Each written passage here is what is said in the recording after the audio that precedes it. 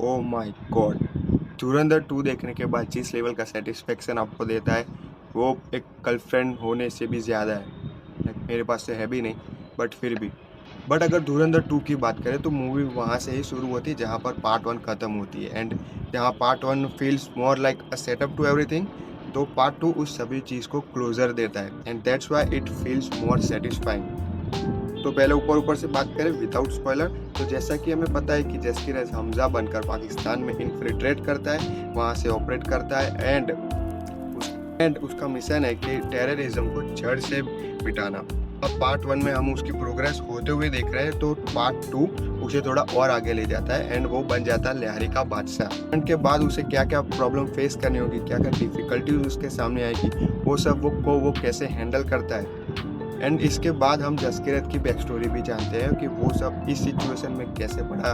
जैसा कि हमको पार्ट 1 में दिखाया गया था कि प्रोजेक्ट धुरंधर में क्रिमिनल्स को लिया जाएगा और उनकी जो लाइफ है वो उन प्रोजेक्ट को दे देनी होगी ताकि वो पूरे मिशन को कैरी आउट कर सके। एंड उसमें जसकीरत भी एक क्रिमिनल था, तो वो एक क्रिमिनल कैसे बना, उसकी क्या स्टोरी थी, उसकी क्या ट्रेजेडी थी, ऐसा बोल सकते हैं हम। तो वो सब भी हमें दिखाया गया है, and it is too perfect like उसका पास्ट इतना हिट करता है आपको कि आपको भी फील होता है कि क्या होगा उस भाई के साथ, क्या होगा उस बेटे के साथ। तो जैसा कि हमें पता है कि दोनों मूवी अलग अलग नहीं है, वो एक ही बार बनाई गई थी, लगभग 7 घंटे का फाइनल कट था। तो उन्होंने बाद में डिसाइड किया एंड मोमेंट पर कि वो 2 पार्ट निकालेंगे और आपको ये पूरे मूवी में फील भी होता है। तो अगर आप पार्ट 1 और पार्ट 2 एक साथ देखोगे तो आपको बहुत सारी सिमिलरिटीज ही दिखेगी, डिफरेंसेस बहुत कम दिखेंगे। लाइक उसका स्टाइल ले लो, उसकी एडिटिंग देख लो, वो काफ़ी सिमिलर है दोनों में। अगर एक चीज़ है जो पार्ट 1 में स्टैंड आउट करती है और पार्ट 2 में थोड़ा हल्का फील होता है, वो है उसका बैकग्राउंड स्कोर। उनका like it was peak and near perfect. And इसका मतलब ये नहीं कि पार्ट 2 का खराब था, पार्ट 2 का म्यूजिक भी काफ़ी बढ़िया आता है और जहाँ पर हिट करना चाहिए वो काफ़ी बढ़िया हिट करता है, बट पार्ट 1 जितना वो लेवल अचीव नहीं कर पाते।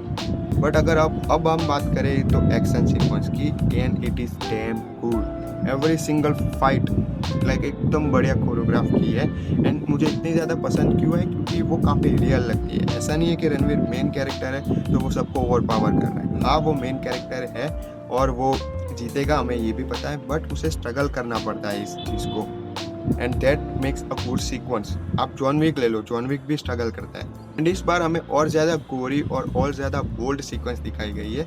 एंड मैंने कैलकुलेट तो नहीं किया, बट पार्ट 2 में आई थिंक ज़्यादा एक्शन सीक्वेंस है पार्ट 1 के मुताबिक। एंड मूवी लगभग 4 घंटे की है, बट पर्सनली मुझे फील नहीं हुआ जस्ट लाइक पार्ट 1, क्योंकि जैसा कि मैंने कहा कि part 2 is more like conclusion to the all things, and part 1 की सब सेटअप था। एंड जब आपके पास सब सेटअप हो गया तो आपको सिर्फ सबको एंड करना है। मूवी सब चीज़ों को समझने का टाइम भी देती है, क्योंकि मुझे पार्ट 1 देख के ऐसा लगा था कि मल्टीपल विलन्स है और इसके लगभग 2 ही पार्ट आने वाले हैं, एंड पार्ट 1 में एक ही विलन मरा है मेजरली, तो दूसरे पार्ट में एक साथ कितने लोगों को हैंडल करेंगे। But they have done it very good, like काफ़ी बढ़िया हैंडल किया है। एंड स्टोरी वाइज आपको काफ़ी ज़्यादा वो फील भी देता है कि हाँ, वो धीरे धीरे आगे बढ़ रहा है, कोई भी फास्ट फॉरवर्ड नहीं लगता। एंड मूवी काफ़ी बीच बीच में बढ़िया से छोटे मोटे प्लॉट ट्विस्ट भी देती है, एंड काफ़ी सारी ट्रेजेडीज भी देती है। लाइक आप सोच में पड़ जाते हो, भाई ये क्यों हो गया, एंड तू कहाँ से आ गया है यहाँ। एंड तक जाते जाते मूवी एक और प्लॉट ट्विस्ट हमारे सामने फेंक कर मारती है, और it is best plot twist. Like theatre में सीटियाँ बज रही थी एक प्लॉट ट्विस्ट पर। एंड उस सीन के बाद हम ये कह सकते हैं ऑफिशियली कि हमजा बेस्ट स्पाई था, अब वो दूसरे नंबर पर है। पहले नंबर पर इज द कोट, फिर आता है एंडिंग दोस्तों, and it was pure cinema bye, it was so satisfying.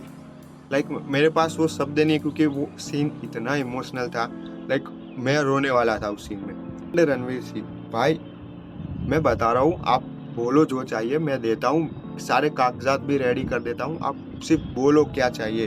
भाई उस बंदे का जो एफर्ट है, जो वो रोल में पूरा घुस जाता है, वो जो ट्रांसफॉर्मेशन भी उसने किया है कि जसकीरत को देखो, वो थोड़ा पतला दुबला सा है, स्ट्रेडेड टाइप है, बट हमजा देखो फुल बल्क वाला है। मुझे कहने की ज़रूरत नहीं है कि that he is the best actor right now.